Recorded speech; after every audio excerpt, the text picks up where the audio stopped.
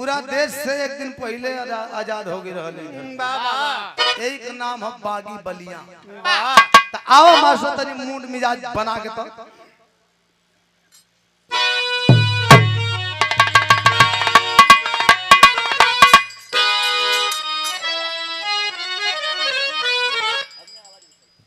थोड़ा सा हारमोनियम उठा दे भैया।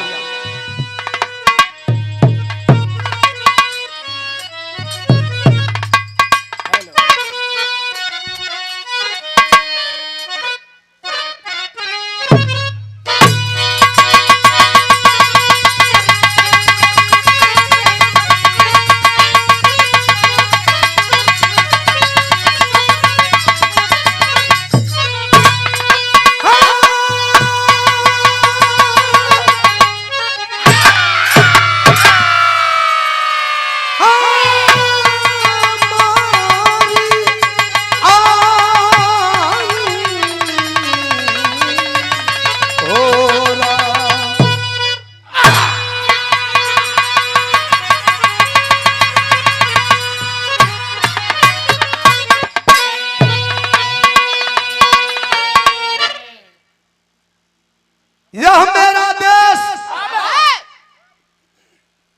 आजाद भारत, हम जहां पे हैं जिस देश में है बड़ी फक्र से बड़ी गर्व से कहते हैं कि हम आजाद भारत के रहने वाले हैं। और इस धरातल पे इस वसुंधरा पे वीर और वीरांगनाएं तो बहुत हुए और बहुत हैं भी, लेकिन यह देश सिर्फ दो लोगों पे निर्भर करता है। दो लोगों के बदौलत टिका हुआ है। पहला कड़कड़ाती धूप, सर्दी, गर्मी, बरसात, लाख मुसीबतों को झेल करके सरहद हिंद पे तैनात खड़े, जो अपने लहू से सींच करके हमारे देश का जो शान तिरंगा झंडा है इसे दिल्ली के लाल किले पर फहराने का काम किया हमारे देश का फौजी जवान। और दूसरा, इस धरती का सीना चीर करके जो अन्न पैदा करता है, जिससे हमारा भरण पोषण होता है, हमारी जीविका चलती है। किसान, जवान और किसान, ये दो महान हस्तियां आज है तभी यह देश है, और देश है तो हम भी हैं। लेकिन आज यह देश, यह आजादी खतरे में है। सब तो नहीं, लेकिन कुछ ऐसे नेता हैं, कुछ ऐसे राजनेता हैं जिनके बदौलत यह देश कब्र में डूबा जा रहा है।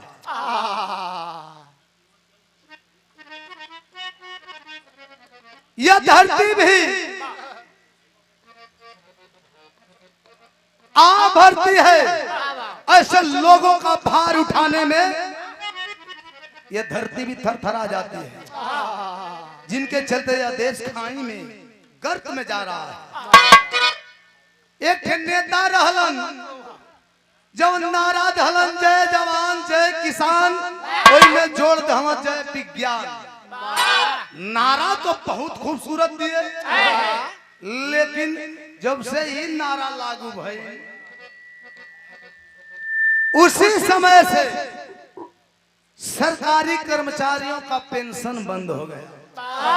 अरे साहब जी, अगर पेंशन ही बंद करवाना था तो नेताओं का बंद करवा दिए होते, जो विधायक, एमएलए, सांसद, मंत्री होते हैं,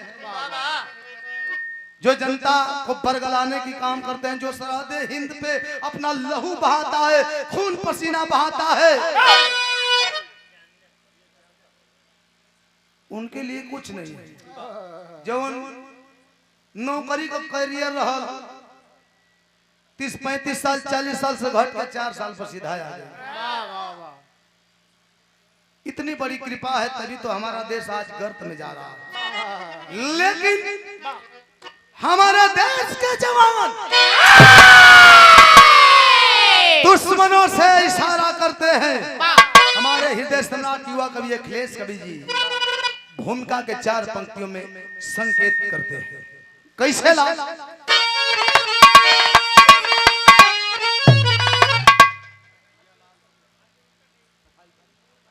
कन्हैया लाल सफाई कर्मी आपके द्वारा 50 रुपया भैया के प्रणाम सब भैया के प्रणाम। हाँ आशीर्वाद दे सबे। भूमिका के भाव में कहना बा कैसे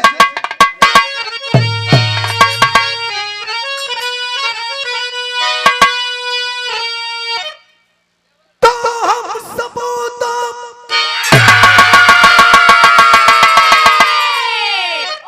सबूत कसीना भरा जख्म से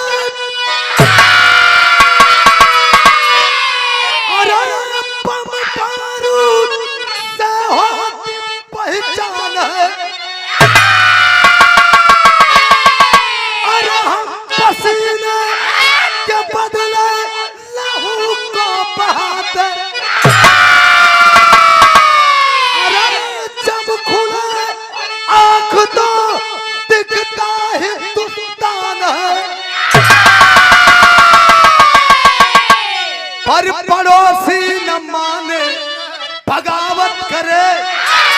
खून में इनके रग रग तो जलपन भरा। अरे ये कहीं दिन कर छूट मिल जाए तो फूंक देंगे पूरा पाकिस्तानी धरा।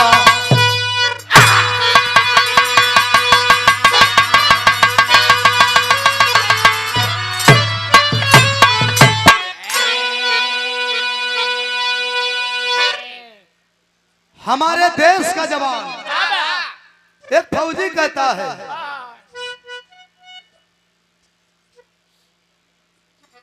सरहद पे तैनात हर जवान यह सवाल करता है कि आगे हम समझ नहीं पाते हैं कि हम तकदीर के छोटे हैं या इन साले पाकिस्तानियों के पैदाइश में ही फर्क है जो हमेशा पीठ में खंजर चुभाने का काम करता है। उलझे रहते हैं। लेकिन अगर पूरी छूट हमें नहीं मिलती है, अगर मिल जाए तो 24 घंटे नहीं लगेगा इस पाक को खाक में मिलाने में। बिरहा में एक लाइन कव्वाली का नमूना मास्टर कैसे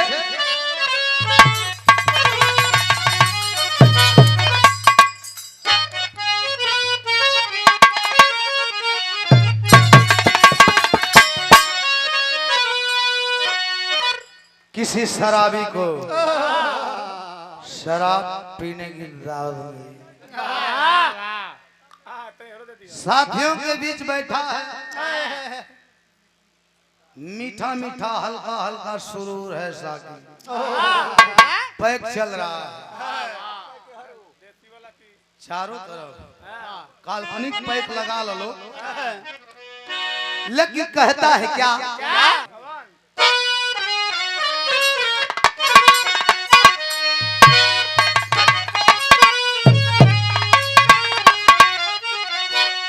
यही कहता है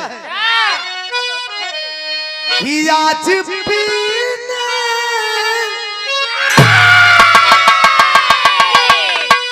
पुरान है महोदय, लेकिन पैक भी लगता कोशिश का ताजगी बरकरार है।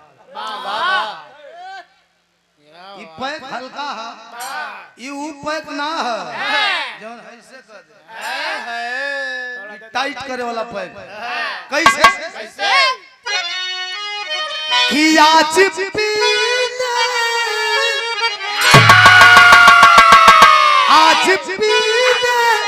की दावत है यारो, चांद पर बैठ कर हम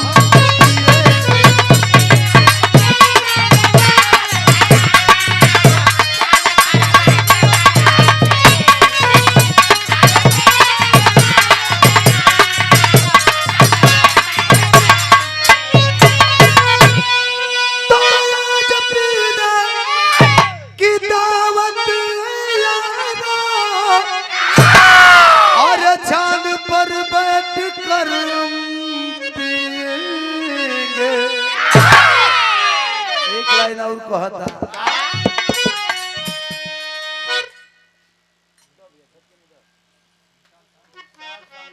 विशाल साउंड सर्विस नगरा से भैया के द्वारा 100 रुपया बहुत बहुत प्रणाम सब भैया लोग के प्रणाम बा। एक लाइन और कहता कि उनकी जुल्फा के साये में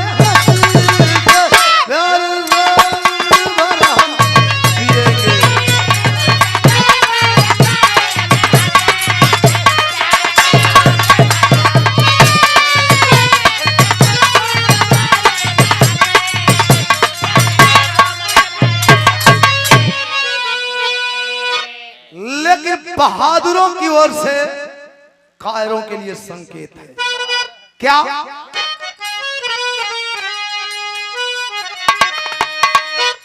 कि मर्द के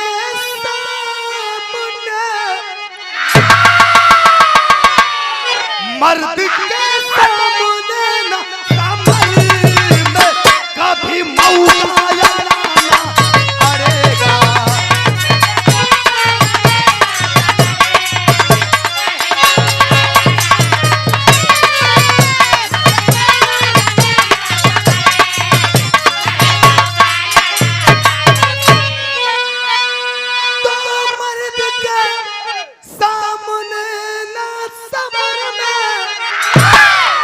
कभी मऊगा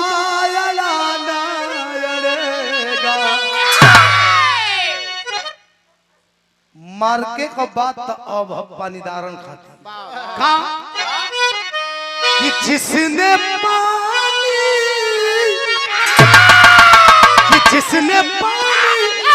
मरना चंगा में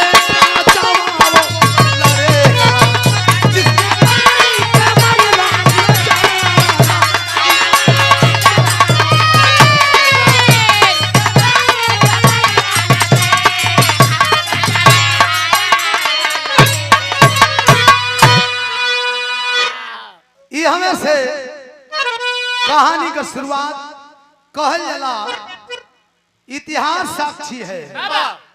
मर्द का सोझा न मऊगा कबो अड़ल हुआ अन्ना जड़ी हाँ मऊगा हो चाहे मऊगी हो लौट गई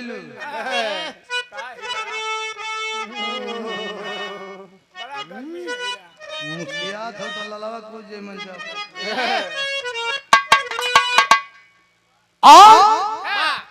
मर्द के लिए एक ठे बतिये काफी है। पानीदार मर्द पानी पे मरेला या दुश्मन को पानी पे मरेला। मऊगा तो कई बार मर यहाँ से कोनो चीज पर मर यहाँ से मऊगा बात मऊगी पर मरबे कर। देखो मर्द के कहल जाला मर्दानगी है मर्दानगी उम्र ना देखे ले अगर सम बात आई ताव आई तो हच दरोमा फड़फड़ा जाए बस मुकाम देवे के चाहिए।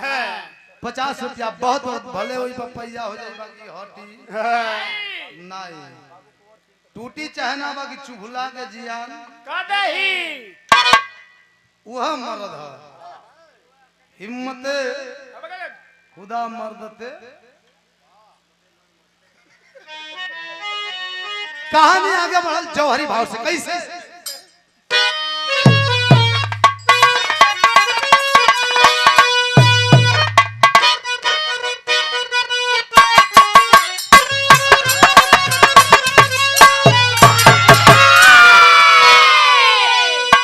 देखई बागी बलिया अजय लाइन से गुजरल होई एकर वजन उहे जानी श्रोता से बड़ अंदाजी के हो। आप लोग जज हुआ आपे लोग जज करीला फैसला भी सुनाईला पारखी हैं आप लोग और जे खाली ठुमकाया कोरा में सट के उलट के पलट के खाली सुने आल बा ई कुल ना बोझे कि कितना तेल जरता ए इंजन पर कितना लोड बा। आओ मास्टर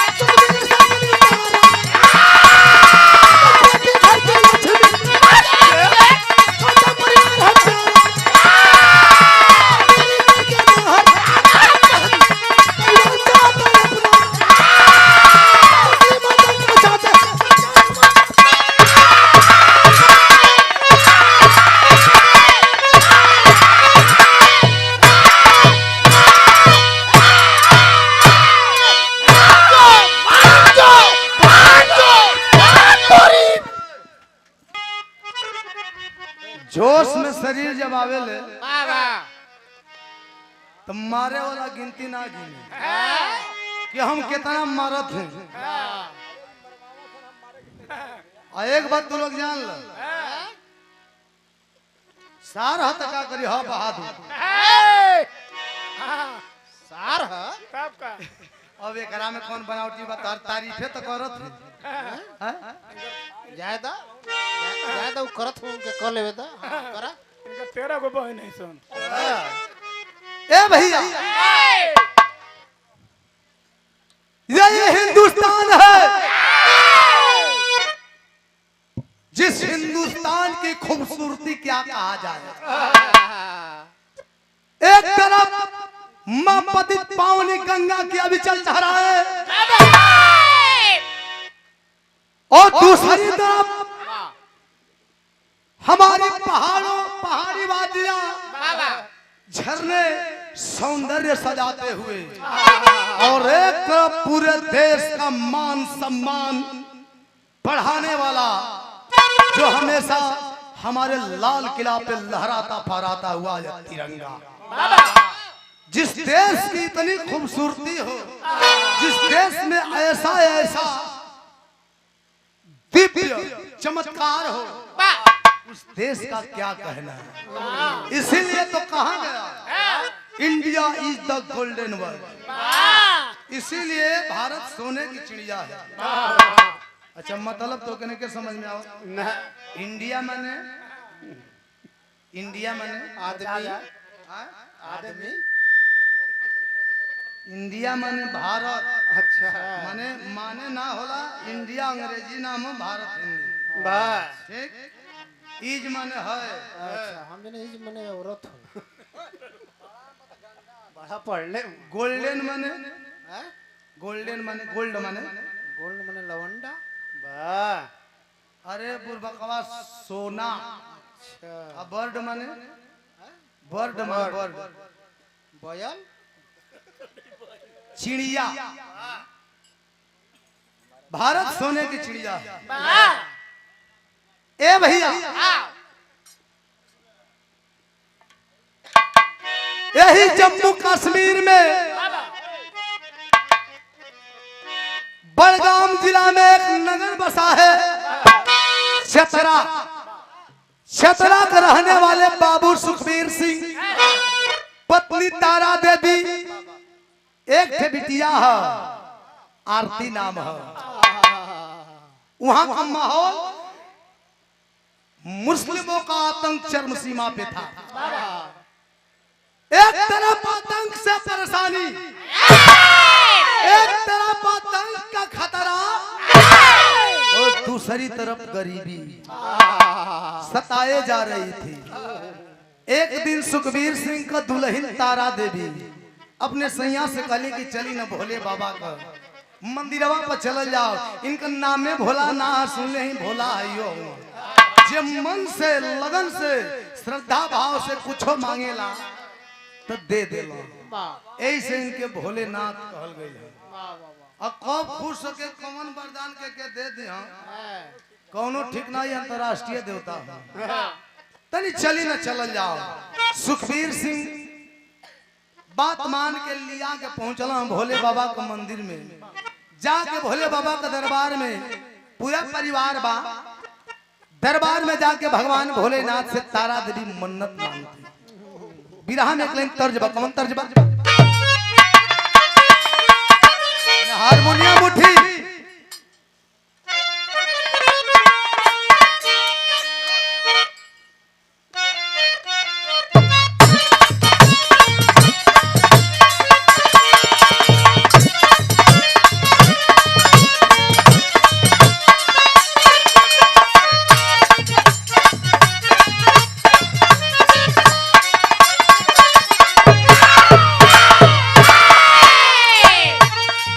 दुल्हन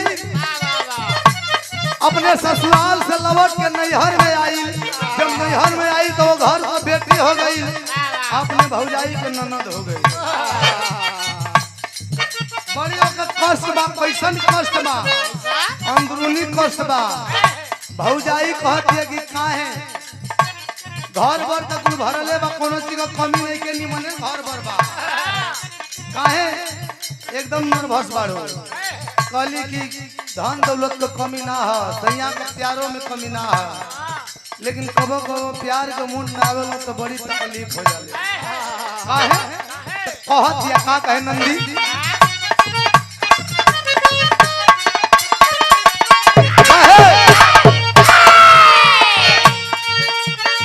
हम पानी साथ रबलमुआ के इस साल के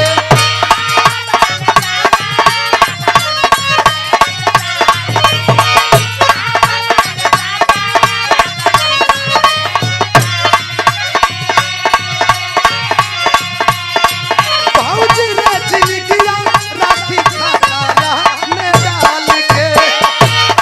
हेलो हेलो कौन बनावे तो कौन बनावे।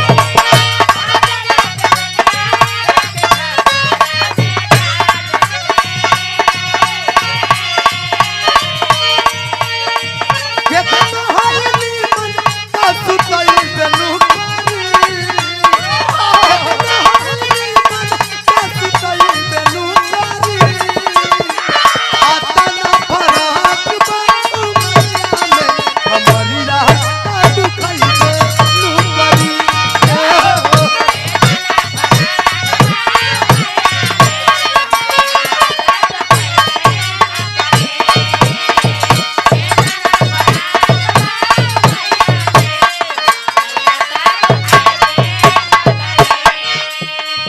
इतना तरज रहल, लेकिन भगवान भोलेनाथ से सुखबीर सिंह को दुल्हन तारा देवी मन्नत मांगतानी का अपन दुखो सुनावत है का। मुस्लिम या तंग कर दिन बीते गरीबी में,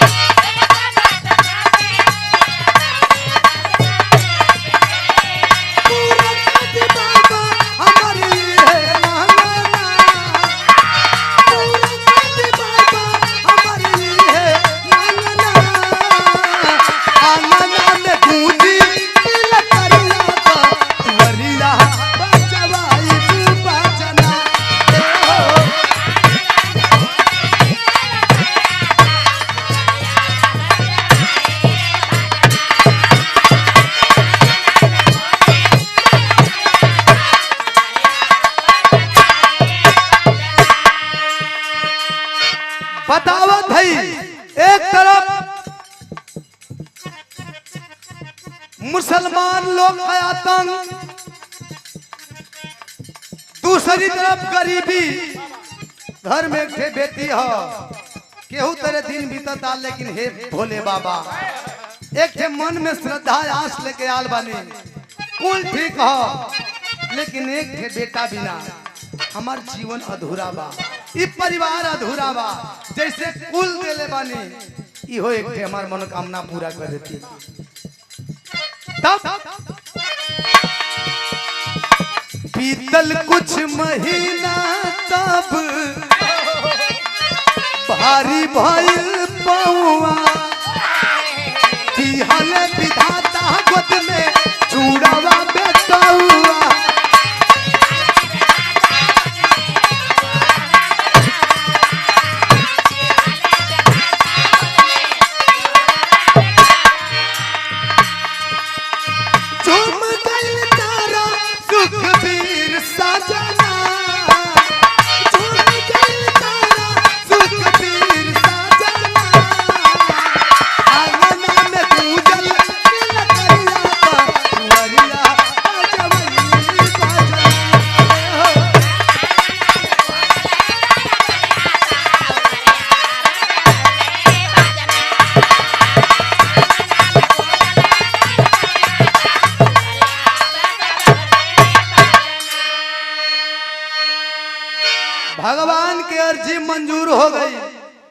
कुछ 4 महीना बीतल, खुशी का आगम भई, यानी पेट से हो गई गर्भवती हो गई। वाह वाह वाह।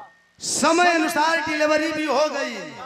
एक थे बेटा मांगत रही, भगवान 2 गो लड़का दे दे। खुशी का माहौल हो गई। जब मन्नत मन रही श्रद्धा पूर्वक पूरा कर दिली। लड़कन का नामकरण भई। एक लड़का का नाम चंदन, दूसर का नाम अभिनंदन। समय अनुसार धीरे धीरे चितगारू हो गई ना, दोनों नाम लिखा गल।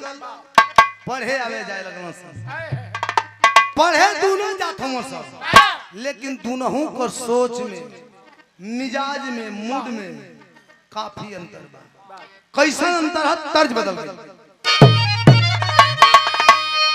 कौन तर्ज बदल?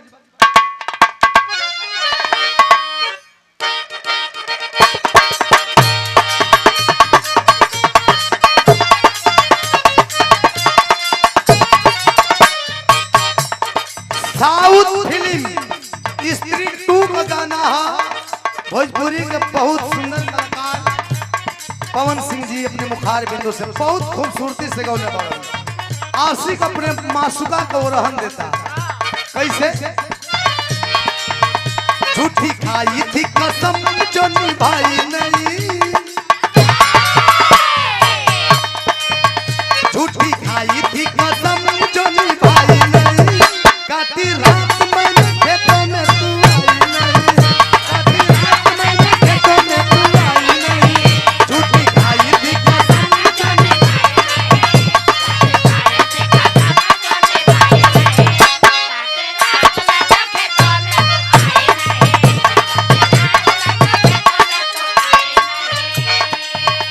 लेकिन नाम दोनों का लिखाई बा चंदन अभिनंदन। दोनों पढ़त हुआ, लेकिन दोनों को मिजाज में चेंजिंग बता। चंदन माना वाला गाई के पढ़ाई कर,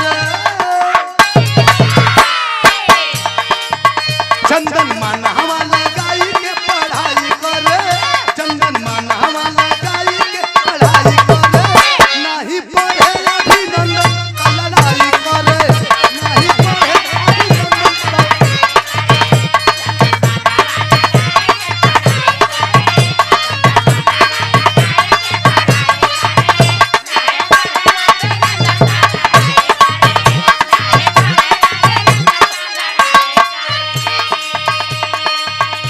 चंदन खूब मन लगा के पढ़ता, लेकिन वही जे अभिनंदन का पढ़ाई में मन ना लगत है।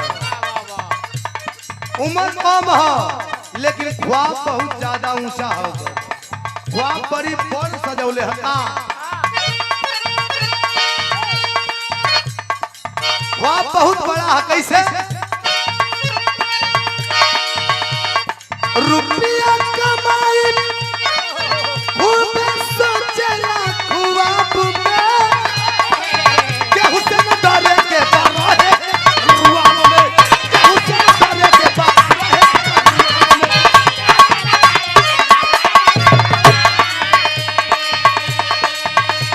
बड़ा आदमी बनब, ढेर रुपया कमाई, गरीबी दूर करब, लोगन में दहशत पैदा करब अपने नाम का, अपने परिवार का नाम का।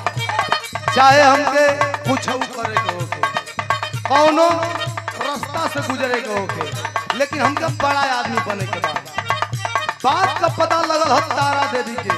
तो बेटा बनना या बड़ा मन माई करे, बेटा बनना या बड़ा मन माई करे, नहीं पढ़े अभिनंदन का लड़ाई करे।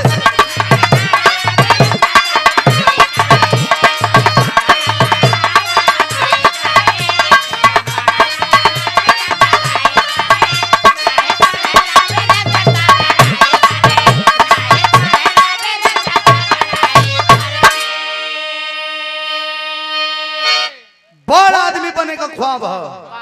चाहे कुछ करे के होई, हमके रुपया ढेर कमाए के बाद, समाज में दहशत पैदा करे के बाद, कि लोग सामने आवल तो दूर जुबान पर नाम लेवे कभी औकात कोई का न रह जाए। उम्र छोटी है लेकिन ख्वाब बहुत बड़ा है, बहुत ऊंचा।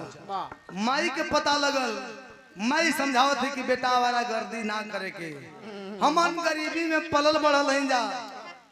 कैसे कैसे तोहर बाबूजी मजदूरी क के तुम लोग के पढ़ावत लिखावत होन, पढ़ लिख ले बा आदमी बन जाइबा लोग, रुपया पैसा कमाए लगबा, कहीं नौकरी मिल जाई, हमन की गरीबी दूर हो जाई। ऐसा ही काम ना करे के। माई समझौली, इनकर काम खत्म भई, वो अपन हे काने सुनल से काने निकाल के अपन ख्वाब में डूबल बल पढ़े जात ह, खाली नाम करत ह, खाली हाजिरी लगा लेता, सर्टिफिकेट बनल रहो कि हम पढ़ी वहाँ, भले वो पार से परीक्षा दे के पास हो जाए, लेकिन ख्वाब में कोनो बाधा ना आए। रोज के तरह एक दिन दोनों भाई संगे पढ़े गइलन, लेकिन जब छुट्टी भइल त चंदन समय से घरे आयल ह, एक अता पता ना है। माई बाबू सबे जानता कि आवारा किस्म कह के लागल बाजल होई, संगी साथी के संगे घूमत होई। आई न धीरे धीरे किरण डूब गई, सूर्यास्त हो गई लो भैया, घबराहट होके लागल। कवि जी विदेशिया का भाव मिलगत हुवन और ये अपन स्पेशल विदेशिया बा कैसे।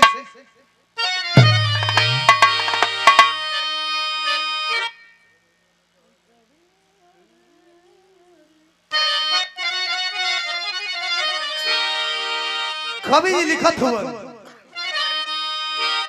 जब सूर्यास्त भइल खोजत सब पस्त भइल, कहाँ गइलन बचावा हमार, लाचार रहे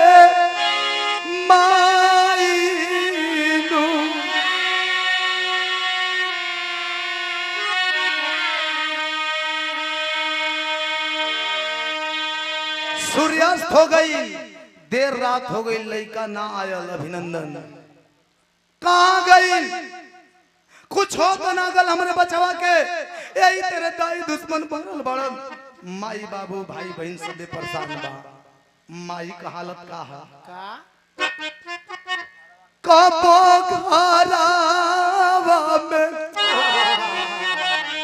कबहू दुआरावा पे देखेली तार आँख पार, लाचार रहे मायनू।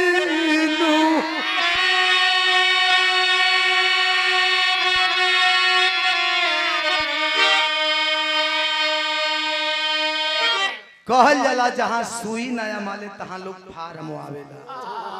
लड़का गायब ह, कुछ अता पता ना हो, लेकिन माई ममता का भंडार होली। कब घर में दौड़ के जाते खोजत है कोना तरी, आवाज लगावत है घर में, बेटा का गम में पागलपन जैसन दशा बनल है। कब द्वार पर भाग के जाते हैं, चारों ओर ताकत है, चारों दिशा में केनियोर से हमर लाल हमर बचवा आ जैतन। बाबू सुखबीर सिंह समझा रहे हैं, तारा संभालो अपने आप को, यदि जरा सोचो यदि तुम्हें कुछ हो जाएगा मैं कैसे जी पाऊंगा, ये बच्चे कैसे संभालेंगे अपने आप को जब तुम ही इतना टूट कर बिखर जाओगी। लेकिन माई का आंख का आंसू ना रुकत, मन ना मानत, कह तारी सुखबीर सिंह के, जवन डर रहे बाइल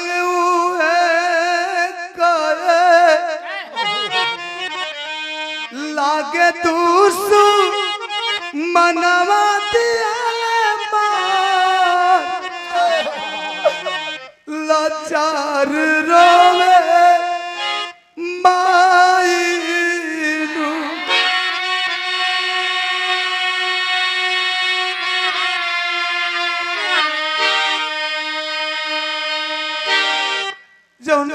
मर्डर रहल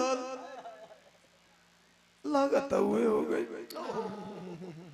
अबे हमार लाल का उम्र कितना रहल 13-14 साल तो उम्र रहल। आखिर अपना मन कहाँ जाए? अगर अपना मन से कहीं कहीं हो जरूर आई। माई ऐसा रिश्ता है भैया ये दुनिया में। बाबू विपरीत सोच हो सकेले, उनका निगेटिव सोच हो सकेले, लेकिन माई का अपने बेटा का चाहे बेटी के प्रति कबो निगेटिव सोच कबो ना हो सकेले। ऐसे माई के ममता का भंडार कहल गइल बा। लेकिन अपने सैया से एक ठे और निहोरा करता का मान ले बपतिया खतरे में ही जातिया चल होई जा यहाँ से लाचार रोवे माई नु।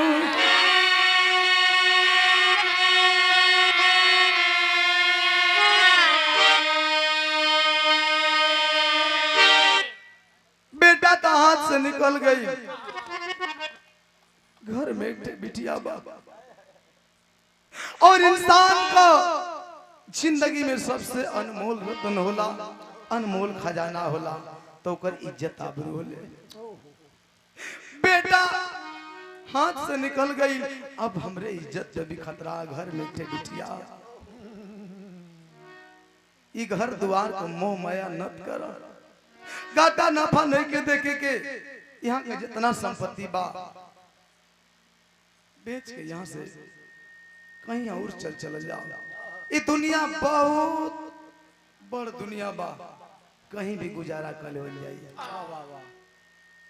जब इतनी बात कली है सुखबीर सिंह सोच में पड़ गए, फैसला लेत हुवन। भाई फैसला चाहे जायज होके चाहे नाजायज होके, जल्दबाजी ना करे के चाहिए। सुखबीर सिंह भी यह सूत्र अपनावत हुवन, लेकिन फैसला ले लहलन। फैसला का लेत हुवन दोहा से।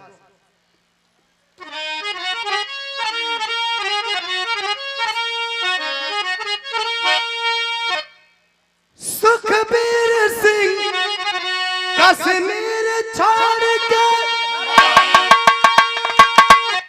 पंजाब प्रांत में आए, गुरदासपुर डिस्ट्रिक्ट के अंदर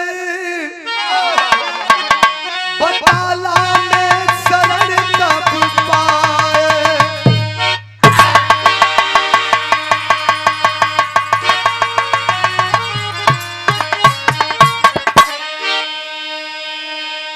निर्णय यह निकलल वहां का घर खेत जमीन जवन कुछ रहे बेच दिया।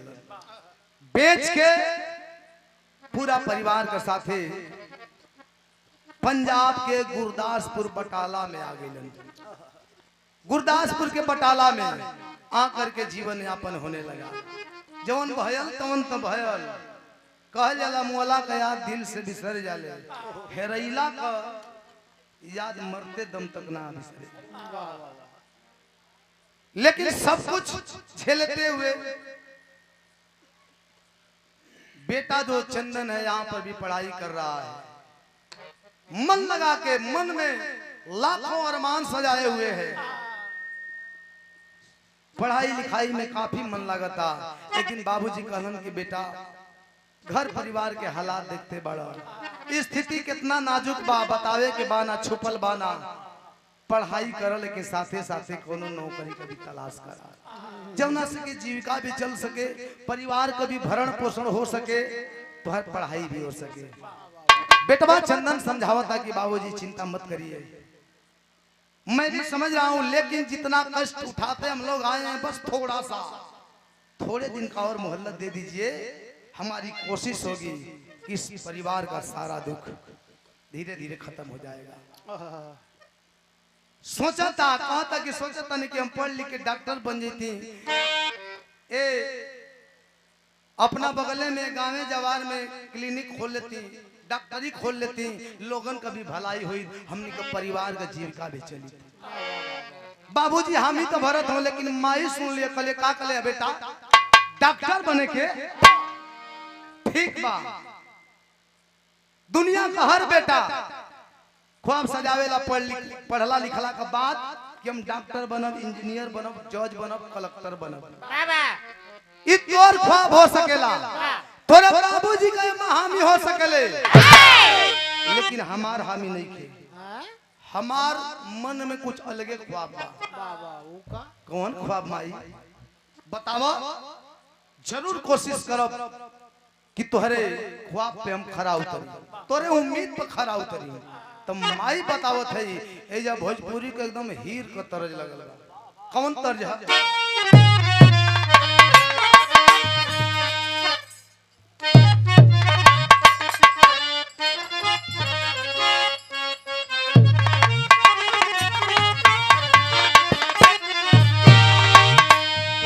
कौनो दुल्हन से ओकर सखी सहेली ननद कुल सवाल करत तारी कि का भौजी और होली में भैया नहीं खा आवत का त आवत नहीं खा भौजैया कहते कि आवत भले नहीं खा लेकिन कुछ स्पेशल चीज विदा पहले बा का वो कौन स्पेशल चीज बा जवन की भैया को कमी पूरा कर दे भौजैया कहती है का और भेजे है और भेजे और भेजे है लिफाफा में अभी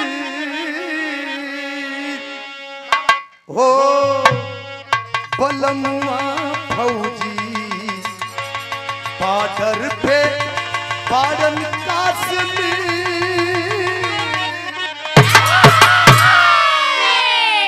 लेकिन बाहर माई जे एक थे बेटा खो चुकल बा जे करे जिंदगी में ऐसा घटना घट जाई दोबारा हिम्मत ना करे कि हम अपने बेटवा के खतरा के काम पर भेजे कति सोचबो करी कहल तो दूर बात दिमागों में बात ना आई लेकिन ई माई का ख्वाब का है बाहर तारा देवी का कहत है आले दिल के बड़ा आवाज हो तुम्हारे पे नाज हो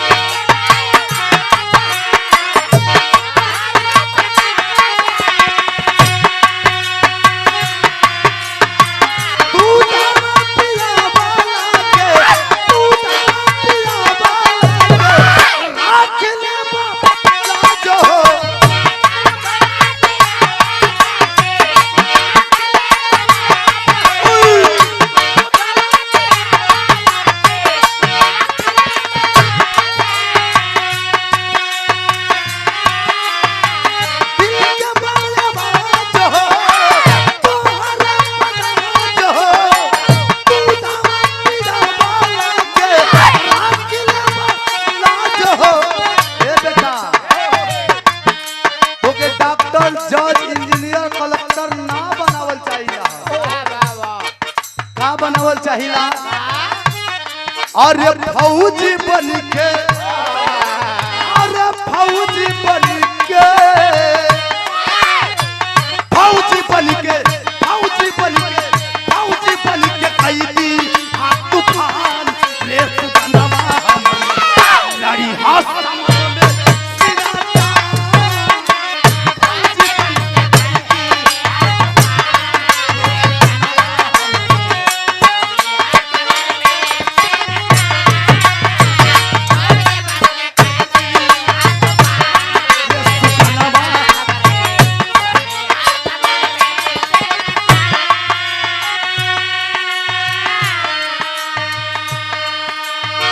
बेटा तो का फौजी बनावल चाहिए नौकरी कोनो खराब ना होले लेकिन हमके रुपया का भूख ना हो।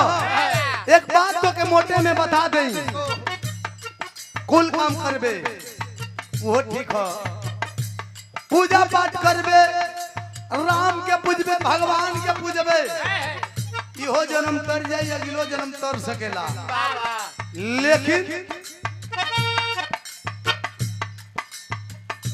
जे देश खाती मरेला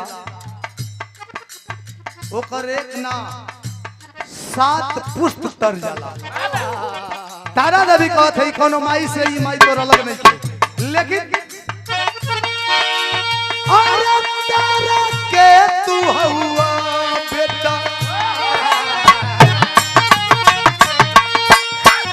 अरे तारा के तू हुआ लाल, आई अखियन के तारा, जिंदगी से बढ़ के हो प्यारा, जिंदगी से बढ़ के हो प्यारा।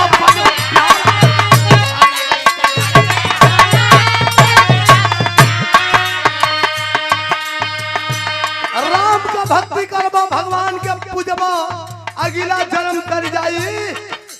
लेकिन देश भक्ति करबा, देश खाती जियबा, देश खाती मरबा, 7 पुष्प तक तर जाई। तनी सुन बेटा, अरे तारा के तू हुआ सुन, हई अखियन के तारा, जिंदगी से बढ़ के हो सलापन प्यारा।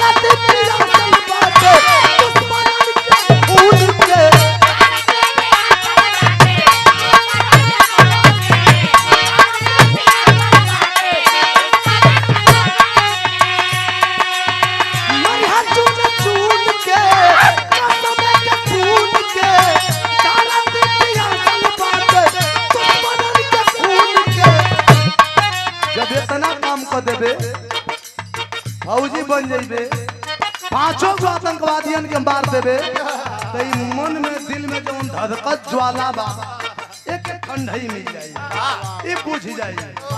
लेकिन जब ऐसा काम कर देबा तो हम ही ना, अरे याद करी जन्मों जन्मांतर तक, अरे याद करी, अरे याद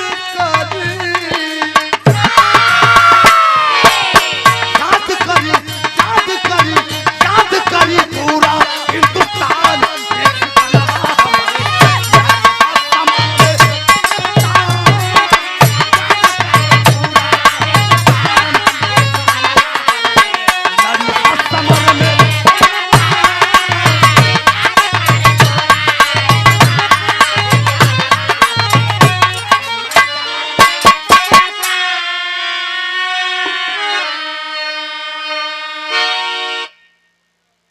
पूरा देश का इतिहास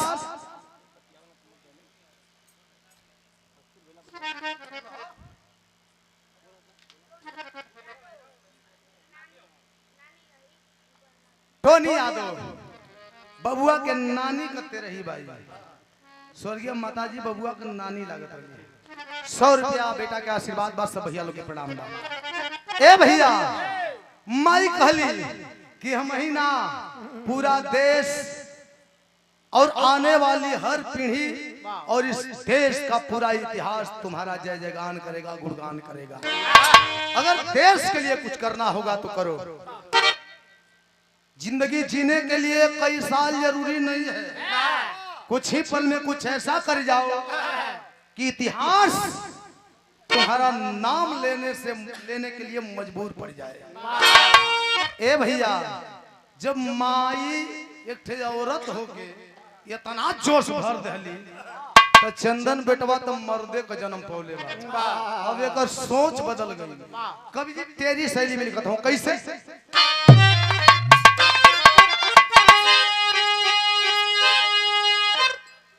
अरे जीवन ना फिर दोबारा मिलेगा, अरे जीवन ना फिर दोबारा मिलेगा। किया तब अटल प्रतिज्ञा, किया तब अटल प्रतिज्ञा फूल बनाएंगे।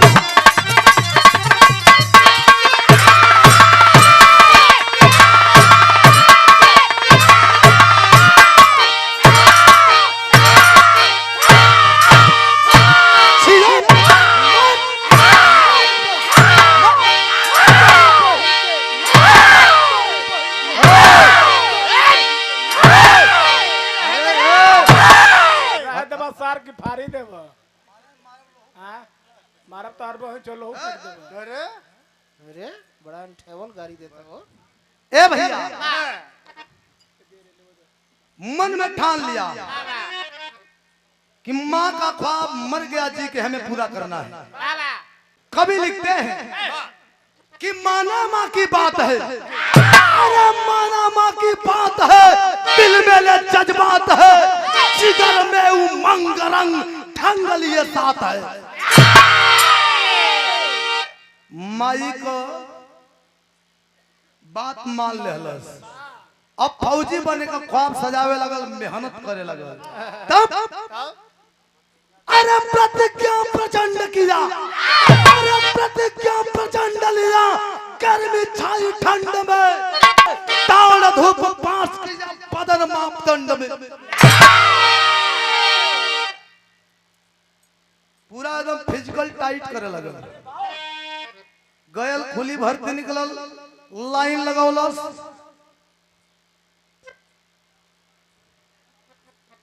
पास हो गल, माने फिजिकल रिटेन सीटन कुल निकाल ले हलस। पढ़े में तेज रहबे कई, फिजिकलो पास कर ले हलस।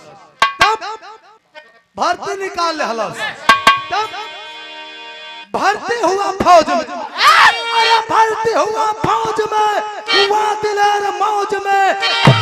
ट्रेंड हैंड लेग पास किया औज में। पिता के सरताज को भर्ती हो गल। ट्रेनिंग में कुल ट्रेनिंग बिता के पास कर ले हलस। ट्रेनिंग होले 6 महीना, 6 महीना 9 महीना होले। हम भैया भर्ती देखने के कोई अनजाने न बनी। 6 महीना। एक जनी बकरी का डेट बताओ तो एक जनी भैंस गाय का डेट मेहरानी का डेट बताओ। चलो जा ठीक है बा। 6 महीना हो चाहे 9 महीना होई। मकई को विभाग बा, कोनो कोनो विभाग का 6 महीना होई, कोनो कोनो 9 महीना होई, लेकिन होई तो लेकिन पिता के सरताज को, अरे पिता के सरताज को बचाया माँ की लाज को। पलटी पहन किया बुलंद, हौसला आवाज को बुलंद तब आवाज को।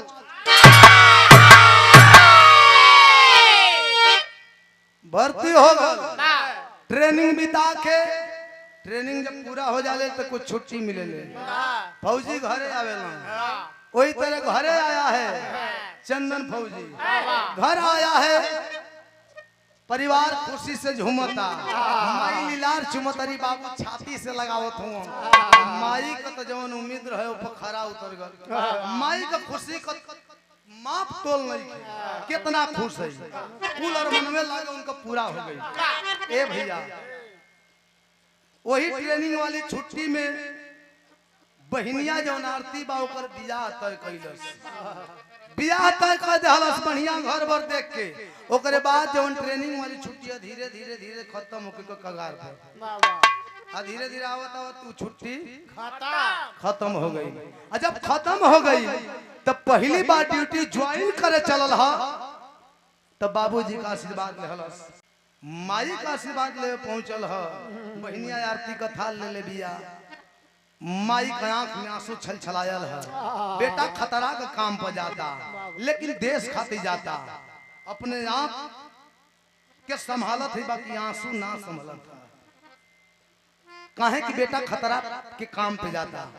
तब विदाई करत है कैसे करत है बिरहा में तर्ज लग गई आई उ तरज ही लक्ष्मी लोहू फेंक देवे के पड़ी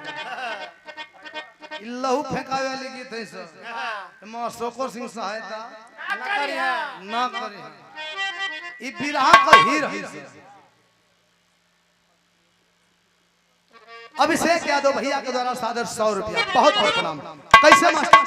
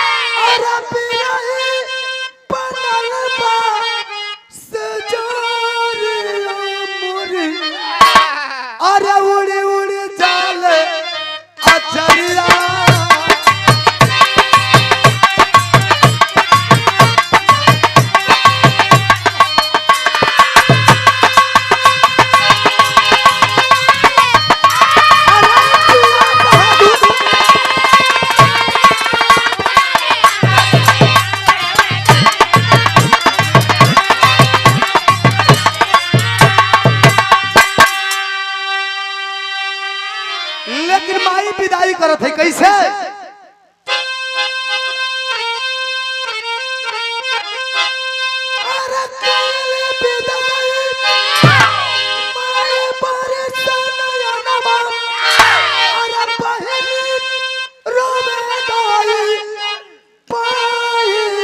चल अरे सीमा पे सिपहिया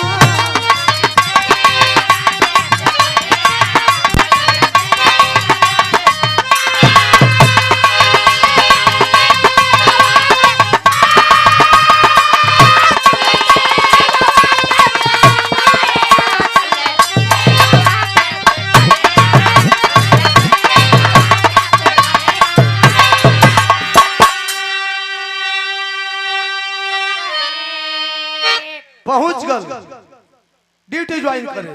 जब ड्यूटी ज्वाइन कैलस तब पहली पोस्टिंग कहां होता? अरे पोस्टिंग पहुंचले वीर अरे रजौरी के बाद आ गोली बमबारी रोज करे आतंकवादी।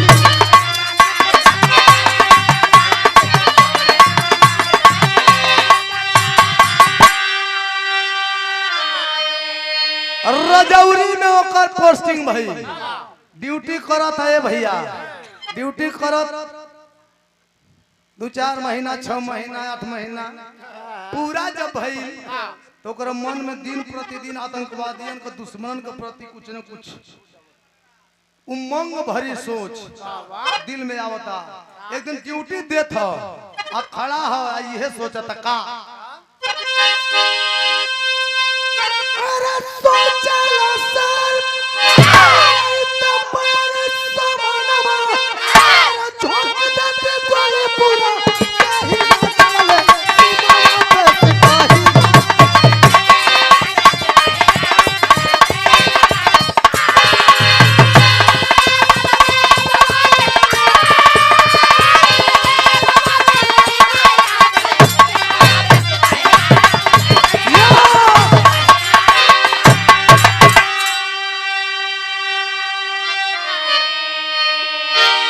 सोचा था कि अगर कोई दुश्मन सामने आ जाए तो इतनी गोलियां उतारूंगा उसके बदन में कि अगले जन्म में कंफ्यूज रहेगा कि हम किस योनि में आए, किस योनि में प्रवेश करें।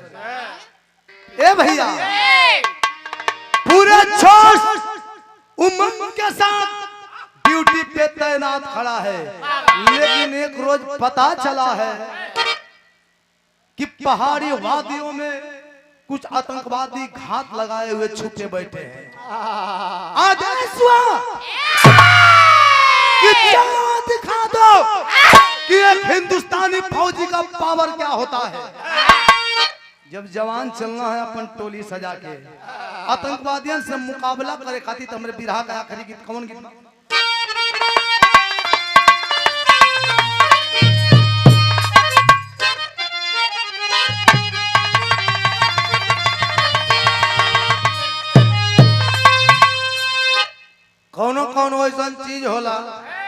कौनो ऐसन मर्द भी हो कि बुढ़ा जाए बाकी बुढ़ाई लगी हाँ वैसे ही कुछ कुछ गीत ऐसन बारी सब कि पुरान तो है सब बाकी पुरान कबो लागे ली सब नहीं कोनो कोनो शरीरो होले कि उम्र का था नहीं लागे जैसे लक्ष्मी बाड़ी दिन पर दिन एकदम बचनी होकर जाते नजर न लगे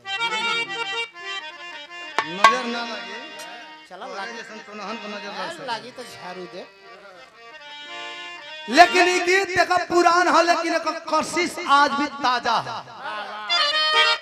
स्वर्गीय रामदेव उस्ताद स्वर्गीय बुल्लू उस्ताद स्वर्गीय राम खिलावन गुरुजी बुढ़ऊ लोगन का जमाने का गीत कैसे गावे लोग कैसे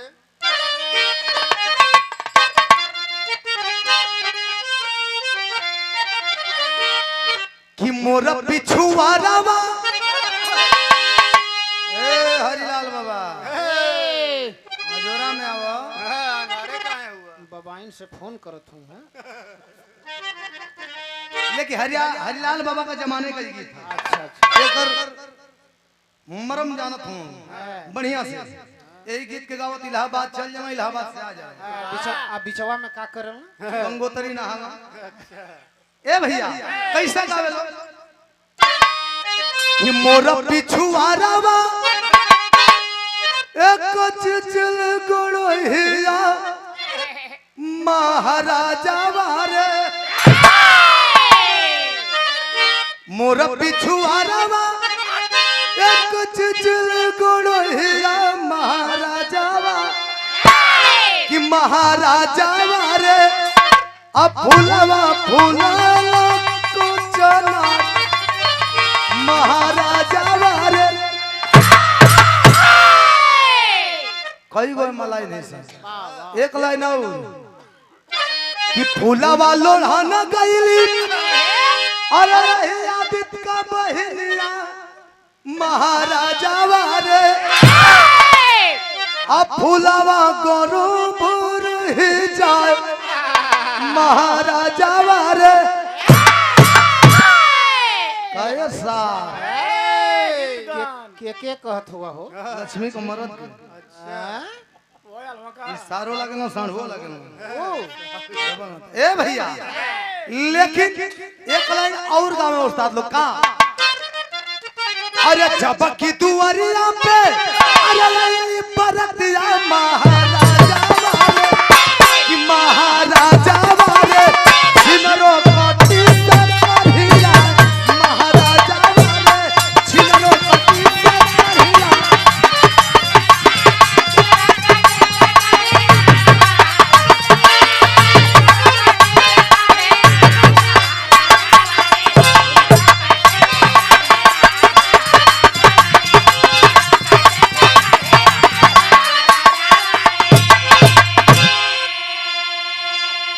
लेकिन ए भैया देखा लक्ष्मी बहुत लोग के अंदाज में गावेला जे गावल लेकिन हम एक ट्रैक तनी चेंज कइले बानी एक रफ्तार तनी राजधानी एक्सप्रेस नहीं चली आ चली तो धूर उधियावत चली कैसे मास्टर कैसे जब जवान चले है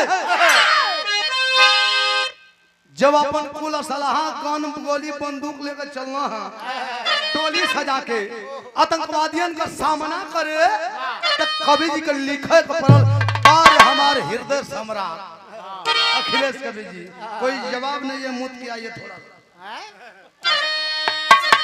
अरे मुस्कियाइए गए हैं मुस्कुराने के लिए गए कैसे कैसे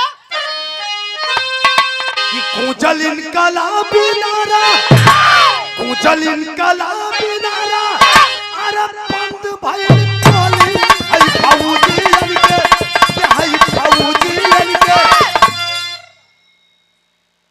अब हम गावत हैं आप लोग हमके गावल भुला के गावल सुनल भुला के जौन गावत तनी वो दृश्य करे हुआ लोग तनी कल्पना करब कि जमान चलल हुआ सा त कैसे गर्दा कबारत चलल हुआ आगे आगे हमके समझ लिया वो फौजी जवान चंदन आई पीछे को कुल सेना हो और सामने सामने नहीं बगल में साले आतंकवादी माने पड़ोसी मुल्क कैसे भैया कुचल इनकलाबी नारा। संभर के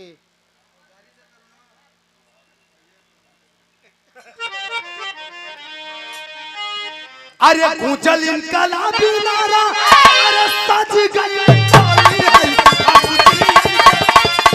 फौजी इनके सरहद पे फौजी इनके।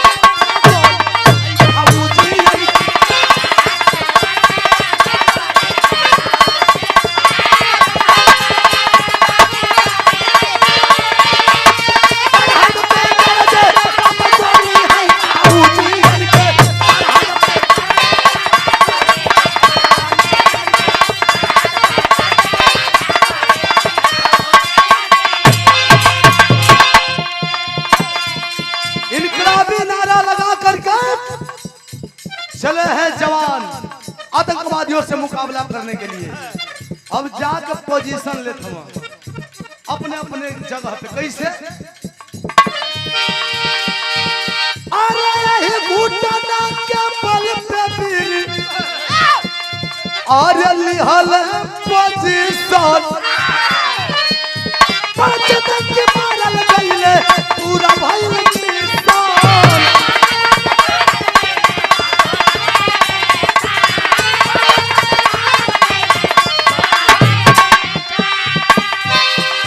कफन बिना दफन कइले, कफन बिना दफन कइले, बंद भइल बोली आई फौजी इनके, आई फौजी इनके।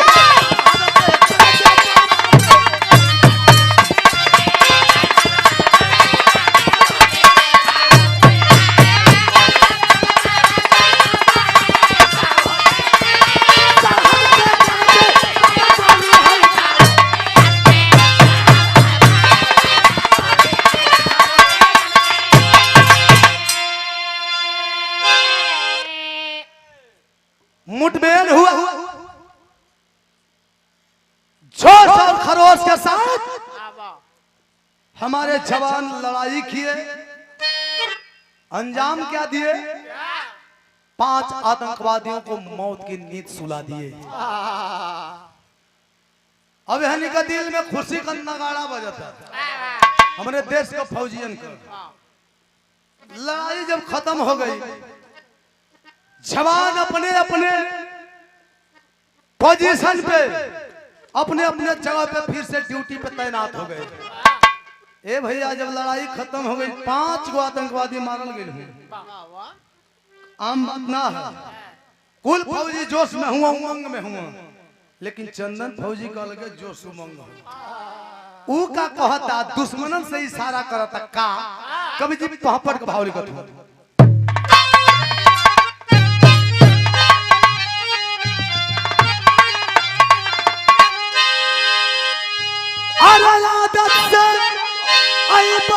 साले बाज लाज ना तो के बाप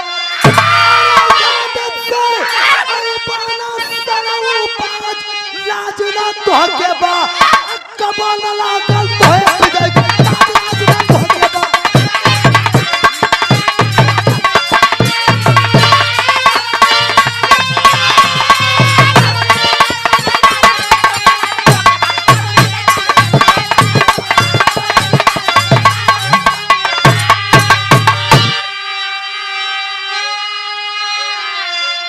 दुश्मनों से इशारा कर रहा है कि ये साले पाकिस्तानी। इतिहास साक्षी है, जब भी आमना सामना हुआ है हमेशा पीठ दिखाने का काम किए हो तुम लोग, लेकिन हो तो बेहाया, वज्र बेहाया। बेहाया कुल पेड़ लगेबा तो जल्दी ना लगी, पानी देबो खाद देबो जल्दी धरी ना मुरझा जाए, लेकिन बेहाया के रोडों को फेंक देबो तो फुनगी फेंक दे हरियर रहे। तो इसमें बेहाया किस्म को कुछ होना दोगला आदमी मनबे ना करे। लाख लाख जुदा मरल हो, लेकिन 2 दिन के बाद भैया का हाल बा? ठीक बा, खजवावल करी हसन, बतियावल करी हसन, बे मतलब कहूं कारी भरी हसन। हां हो, बिना मतलब जब वहां कौनो हनी का मकसद मतलब ना बा बुझा कि पैसा खातिर कुर्ता फाड़ दे।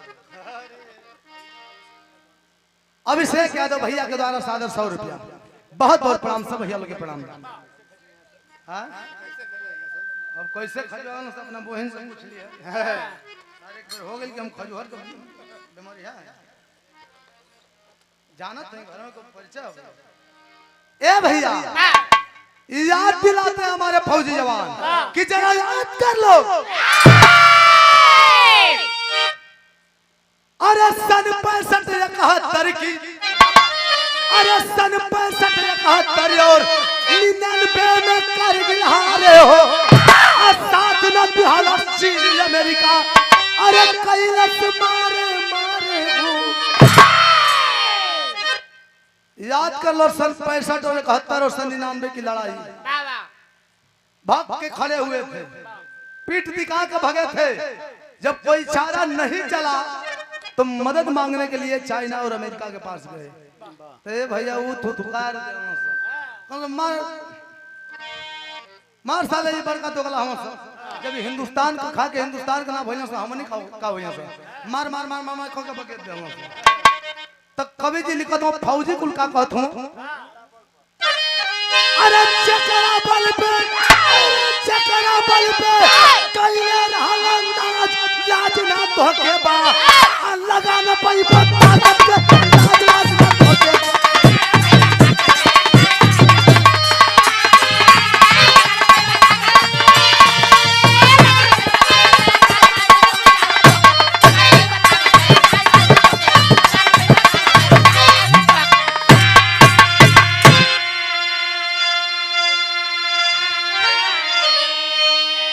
जेकरे पर नाच कैला ओहे कहलस चोरावा। मार मार मार मार मार मार मार मार मार कर बहचो से मार मार कबो कबो मुंह से गाली निकल जाला। गावत गावत भैया हम हूं तो देश के सिपाही है ना है। जरूरी थोड़े कि हम राइफल बंदूक ले रहब तबे हमरा गुस्सा बढ़। अत्याचार देखत देखत सुनत सुनत टीवी पर न्यूज देखत समाचार सुनत दिमाग पाक जला हो भैया। आदमी सोचेला कि चला तनी सुकून बात बोले घटना घट जाई। तो देश खातिर हम कलाकार रात रात भर जाग के आवाज बुलंद करीला जा, आवाज उठाईला जा। लड़ाई खाली बंदूकों से ना होले, हिम्मत और हौसला और अपन हक का लड़ाई होले। इहो लड़ाई होले हौसला से बड़ हथियार। लेकिन ए भैया ये हमें से हमरे बिरहा का रोटेशन तनी चेंज होता है। 5 मिनट में पूरा बिरहा का निचोड़ डबल कलर है अलग भाव। कैसे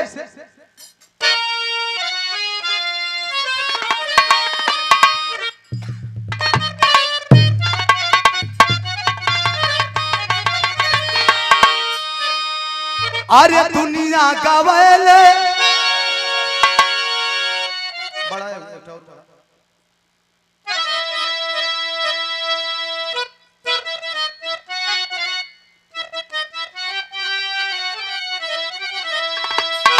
अरे दुनिया गवाले कीर्ति मोरे देशवा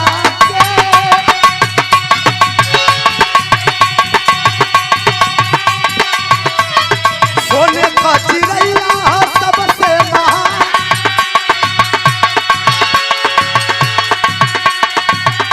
अरे यही धरतिया पलिहले जनमावा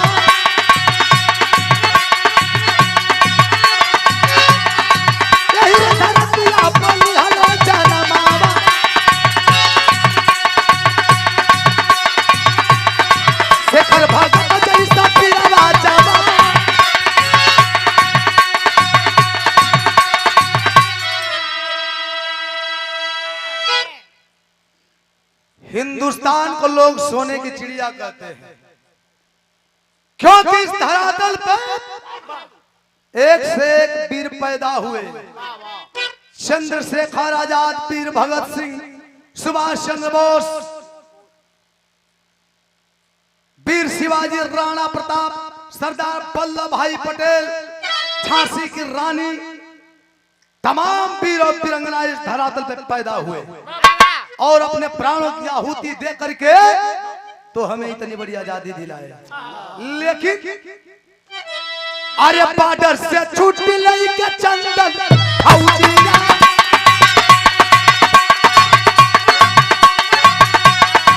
अपने भवन वाला कइले प्रस्थान। अरे तू दिन बाद रहल बहिनी के सती। अरे तू दिन बाद रहल बहिनी के सती। अरे बिटिया के पापा करी है कन्यादान। अरे पिछले आंगन मड़उआ के भीतर। अरे पिछले आंगन मड़उआ के भीतर। अरे घराती बाराती बैठे अरे गुजे मंगल का।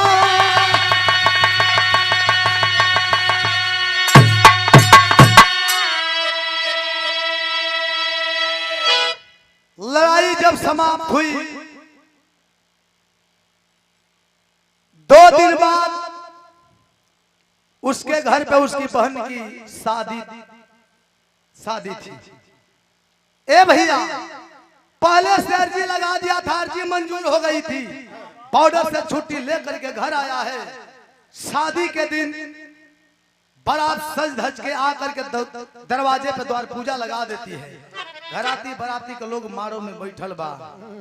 माई बहन लोग गीत गौ नहीं करत बा। उ गजबे का दृश्य होला ए भैया। माई बहन लोग गावत आली जब सिंदूर दान होला। बाबू कन्यादान करे अपने बिटिया के जांग पर बैठा के। तब माई बहन लोग गीत गावत है। कैसे गावत है?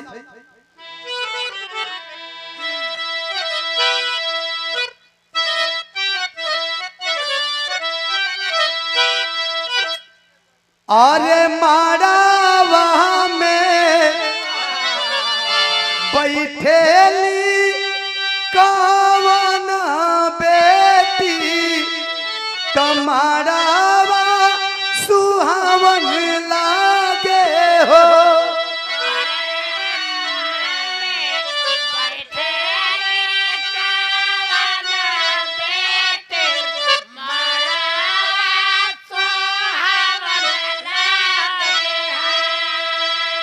लेकिन माई बहन लोग जवाब गावत थी। कैसे? अरे माड़ावा में बैठेली आरती हो बेटी तमारावा सुहावन लागे हो।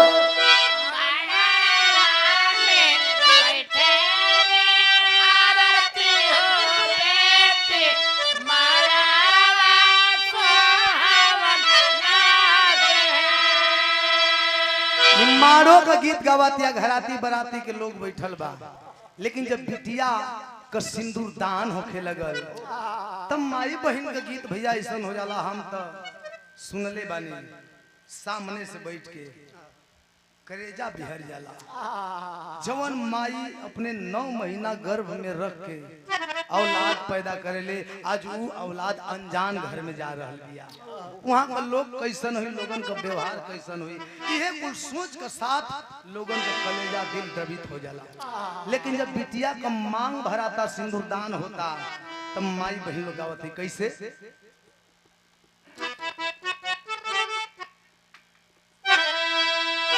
पापा पापा पुकारी ले, पापा ना बोले हो।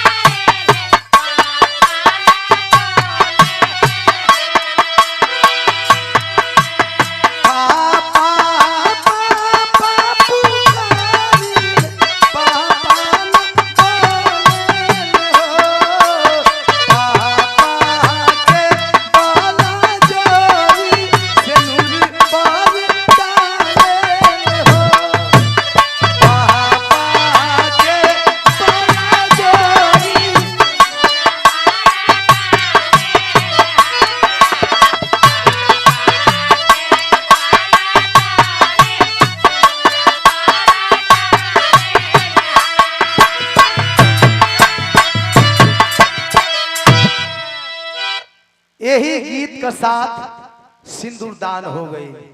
इस शुभ घड़ी में बाहरे भगवान तेरी भी लीला गजब है।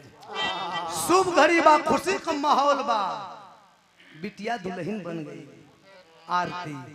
लेकिन एक खुशी का माहौल में कहर कैसे टूट के बरसता। सदर भाव में बताओ कैसे।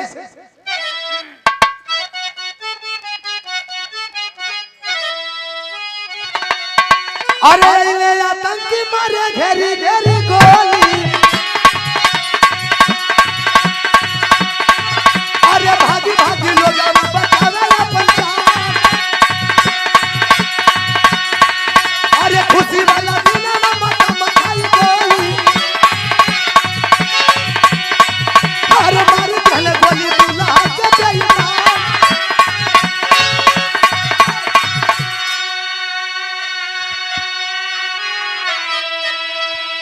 जब वही सिंदूरदान हुआ, आतंकवादियों ने धावा बोल दिया, हमला बोल दिया। तर तर तर तर तर तर तर तर तर तर तर फायरिंग चालू कर दिए। लोगों में भगदड़ मच गई, लाशों का बिछौना पड़ने लगा। सारे आतंकवादी खून खराबा पे तुले हुए हैं। खुशी का माहौल गम में तब्दील कर दिए। लेकिन अभी गोली चल रही है। लेकिन अरे तारा पे पड़ल आतंकी के नजरिया,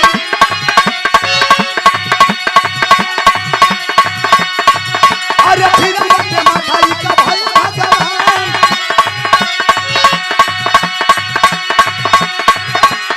उल्टे आतंकी के साथे वाली सारा, अरे आतंकी के हो तो उड़ा वाला भगवान, अरे सब के ऊपर बंदी करिए दुश्मन, अरे सब के ऊपर फायर करिए दुश्मन, अरे रोकल से आतंकी गोली खतरे में पारा।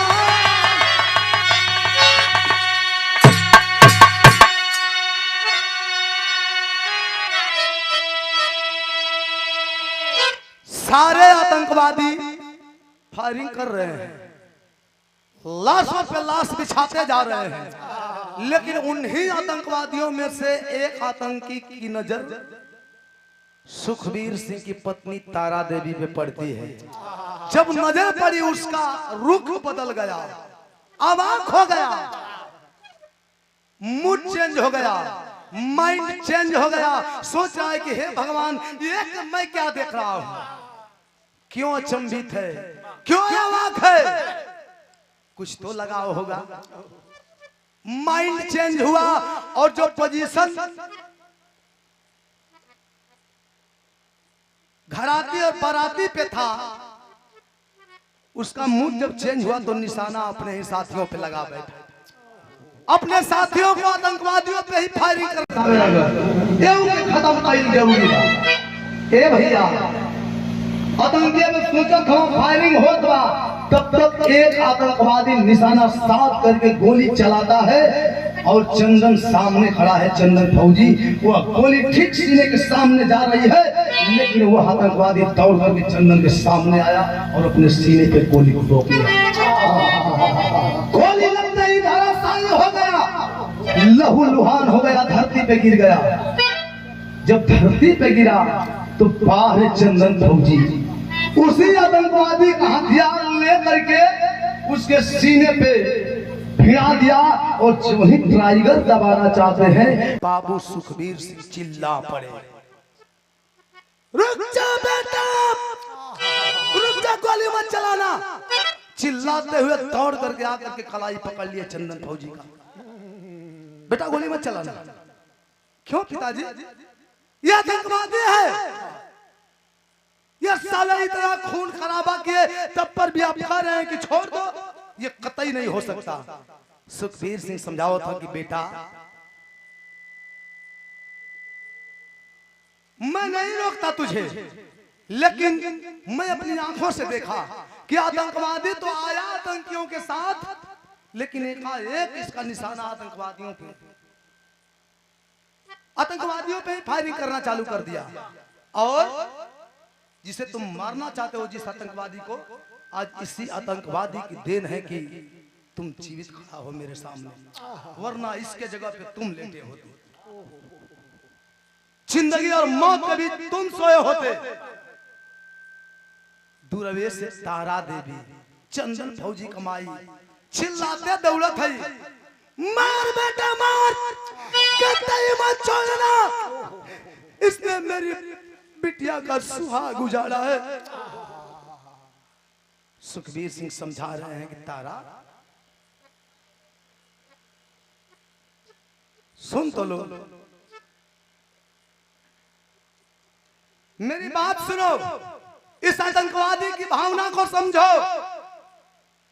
आज इसी आतंकवादी की देन है जिसको तुम मारने के लिए कह रही हो, इसी के बदौलत आज तुम्हारा बेटा जिंदा है, तुम्हारे आंखों के सामने खड़ा है, वरना इसके जगह पे तेरा बेटा लेटा होता। ये कुछ कहना चाहता है, सुन तो लो। उस आतंकवादी की शरीर, बदन, पूरी बदन गनगन गनगन कांप रही है, आंखों में आंसुओं का सैलाब उमड़ा पड़ा है। क्यों? क्योंकि वह आतंकवादी पहचान गया था तारा देवी को।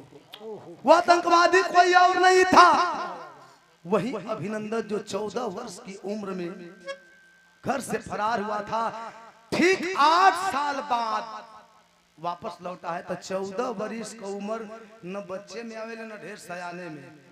चिन्हे पहचाने ला खूब बढ़िया से है। माई के चिन्ह तो माई ना चिन्ह पावती तारा देवी के कहा है कि 14 साल का रहल तो बिना दाढ़ी मोछ कर रहल, लेकिन आतंकवादी का भेष में दाढ़ी मोछ, लाल लाल आंख, काला पगड़ी सर पे बांधे हुए है। माँ कंफ्यूज, माँ नहीं पहचान रही है, लेकिन यह आतंकवादी के भेष में अभिनंदन पहचान लिया अपनी माँ को। वो तो सपने में भी नहीं सोचा था कि जहां मैं जा रहा हूं मेरे परिवार के लोग वहां पे होंगे। वो तो जहां से भागा था, चतरा से भागा था, आतंकवादी बन गया था अपनी गरीबी को लेकर के। गलत रास्ता चुन लिया था। अभिनंदन पहचान ले, लेकिन माई पहचानत ना है आतंकवादी का भेष में अपने बेटवा के। लेकिन गनगन गंगन शरीर कांपत बा, कलश की माई जी, वही माई कहली चुप कर। मां कहता है तेरे जुबान से मां सब थोड़ा भी अच्छा नहीं लग रहा है। अरे तुम जैसे आतंकवादी क्या जानेंगे एक मां की ममता की कीमत। मत कहो मुझे मां, बेटा तुम्हार मत देख। कलश की माई सुन ला, गोली लगल बा, ढेर समय हमारे पास नाम तो ऐसे हूं मरे वाला बारी। 2-4-10 गोली औरी लग जाई तब कोनो गम ना, लेकिन तनी हमारी बतिया सुन ला। बदन गनगन गनगन कांप रही है, हाथ जोड़ा हुआ है, जिंदगी और मौत से लड़ रहा है। सीने पे बंदूक चंदन फौजी भिड़ाया हुआ है, टाइगर उंगली पे। जो ही थोड़ा भी टस मस किया कि टाइगर दबा और वो खत्म हुआ। लेकिन क्षणिक पल की जिंदगी उसकी बची है। वह आतंकवादी के भेष में अभिनंदन तारा देवी से कहता है, क्या कहता है?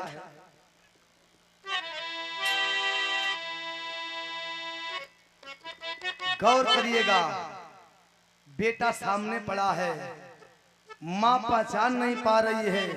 वह मां ही उसे दूसरे बेटे से मारने को कर रही है। गोली लगी है, मरने वाला है। क्या कह रहा है सुनिएगा, कलेजा छलनी हो जाएगा। जहां बैठे हैं वहां की धरती की छाती भी द्रवित हो जाएगी। क्या कहता है?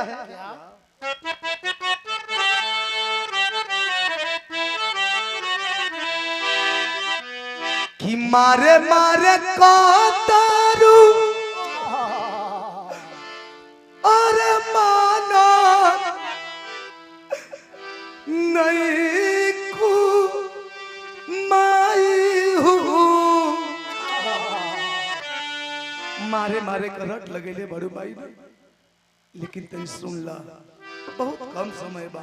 जब हम कहल चाहता नहीं, सुन ला, सुन ले वो। तो हो सके हमार मन में जौन अफसोस बा वो खत्म हो जाए, सुकून से हम मर सकीला। का कहता कि मारे मारे कातारू अरे माना नहीं खू माई हूँ अपनली आतंकवादी काहे जानत नहीं खू माई हूँ। मारल चाहता रू, मारे के कहता रू, लेकिन एक ठे बात जान ला, कोई भी इंसान जब गलत रास्ता चुनता है तो उसकी कुछ न कुछ मजबूरी होती है। कोई आतंकवादी, चोर, बदमाश अपने माँ के पेट से पैदा नहीं होता है, कुछ मजबूरियां होती हैं। तेरी ऐसी क्या मजबूरी थी? कहता एक कत्ता गरीबी सामने आरती खड़ा बिया, बहिनिया जौना का तुरते मंगिया भराई ला तुरते धोवा गेले भैया। बहिनिया और ताकता आ कहता एक कत्ता गरीबी तुझे के बोझू अतिसरे में भूखिया सतावे रोजे रोजू। गरीबी के मारल सर पे बहन के शादी के बोझ हमके मजबूर कर दिलस। हमार सपना रहल ढेर पैसा कमाए के, बड़ा आदमी बने के, लेकिन हम तो गलत मार्ग पकड़िए ले अपना मजबूरी में। लेकिन आज बहुत अफसोस होता काहे कि सुन ले बानी इतिहास बतावेला कि दुनिया का हर मतारी कब बेटवा चाहे लाखों हजारों भेष में रहे, सबकर निगाह धोखा खा जाले, लेकिन एक ठे माई का नजर कबो धोखा ना खा सकेले। लेकिन आज अफसोस कौने बात का? धोखा खा ले अखिया आज पहचानो नहीं कुमाई हूँ अपनली आतंकवादी कोई जानत नहीं कुमाई हूँ। लेकिन आज सामने बेटा पड़ा हुआ है, गोली लगी है, जिंदगी और मौत के बीच पड़ा है, अपने बेटवा के नहीं को पहचानत नहीं। आज तोहर आंख धोखा खाए लगल, इतिहास के भी झूठा ठहरा देलस तोहर दोनों। इतना कह करके वह आतंकवादी अपने अंतिम दम को तोड़ दिया। ओकर सारा बात बतौला के हिसाब से सब पहचान गई, सबके विश्वास हो गई कि वाकई में अभिनंदन है, तारा देवी सुखबीर सिंह का बेटा है, चंदन और आरती का भाई है। दुख सामने पड़ल बा, कहर तो इतना बा, दर्द तो इतना बा कि हम कितना बयां करी। बयां करत करत हमरे कवि जी का कलम भी थक गई। जब बिरहा के राइट करत रहलन, ई कहानी के जब दर्शावत रहलन, मजबूर होके यह दर्द के जे रोक के अब दूसर की दर्द तनी सुन नहीं सबे। जैसे रहुआ लोग का भीड़ जुटल बा,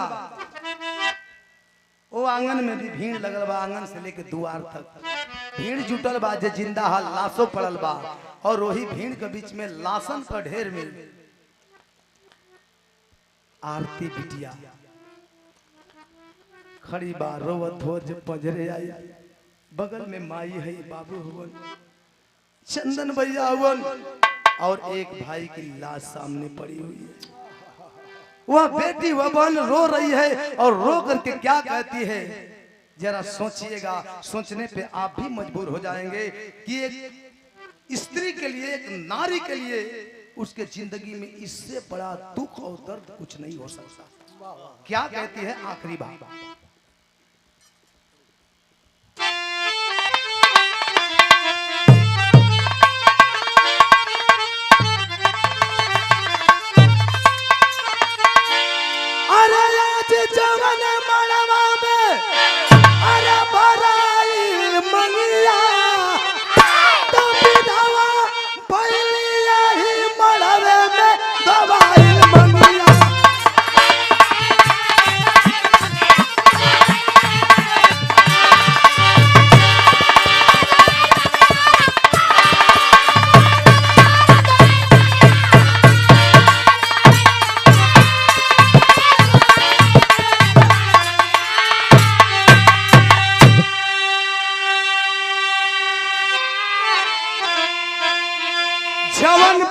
जवन बहिन जौने माड़ो में ओकर मांग भराई हो भैया, वही माड़ो में ओकर मंगियो धोवा गई। मांग सजल, सिंदूर सजल, तुरते उजड़ गई। ऐसे बड़ दुर्भाग्य का हो सकेला एक ठे स्त्री खाती। रोवतिया कहतिया, भइला विदाई हमर विदा भइल सैया। ओकर पति का भी लाश समन में पड़ल बा, भाइयों का लाश समन में पड़ल बा। रोवतिया कहतिया, भइला विदाई हमर विदा भइल सैया। आ कवन कमी भइल मुहवा मार गइला भैया।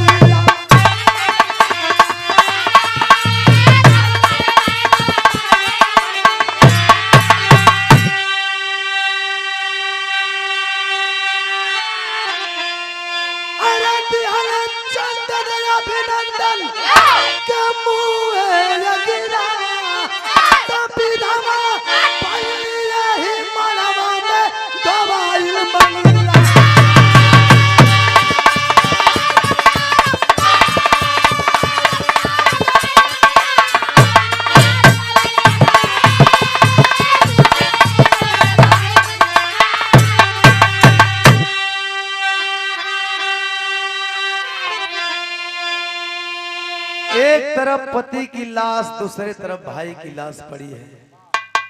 मन में आ उठत बा, लेकिन होनी के तार सकेला हो भैया।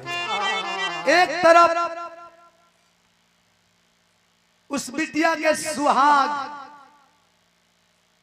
उसके पति की लाश विदा होती है, और दूसरे तरफ उस घर का चिराग, उस घर का बेटा अभिनंदन की लाश शमशान घाट पे लाई गई, और उसका भाई मुखाग्नि देता है। सलामी दे करके आतंकवादी था, लेकिन मरते मरते अपने देश के लिए, अपने लोगों के लिए कुछ कर गया, इसलिए सलामी दे करके अंतिम विदाई हुई। ऐसी ऐसी दशा हमारे देश की है, और इसका जिम्मेदार कोई और नहीं, इस देश का ऊंची गद्दी पे बैठने वाला वह नेता है जो चुप्पी साध करके सब कुछ देख रहा है, लेकिन जुबान पे ताला मारा हुआ है। जबकि अगर देश का प्रधानमंत्री, रक्षा मंत्री, राष्ट्रपति, चाहे देश का कोई भी जिम्मेदार जिसके हाथ में देश की बागडोर हो, अगर वह तैनात होता, अपने फर्ज पे टिका रहता, अटा रहता, डटा रहता, तो बॉर्डर पे तो इतनी कड़ी पहरा, कड़ा पहरा होता है कि बड़ बड़ आतंकवादी आइल तो दूर, बम गोली लेके पास गइल तो दूर, खैनी बीड़ी या सुरती लेके आदमी क्रॉस ना कर सकेला। लेकिन आज हमारे देश के राजनेता हमारे जवानों के लाशों पे राजनीति की रोटी सेक रहे हैं, जवानों और किसानों के साथ जाति कर रहे हैं। दोषी किसको कहा जाए? तो हम आजाद हो करके भी गुलामी की तरफ बढ़ते जा रहे हैं। आखिरी भाव कैसे? गुरु गणेश बच्चन गुरु राम खिलावन वतन पे बढ़ते, रामदेव चंद का कभी मुसाफिर पीर कभी ना डरते, जीवन ना फिर दोबारा मिलेगा, देवा कभी अखिलेश दुश्मन को मार पछाड़ा।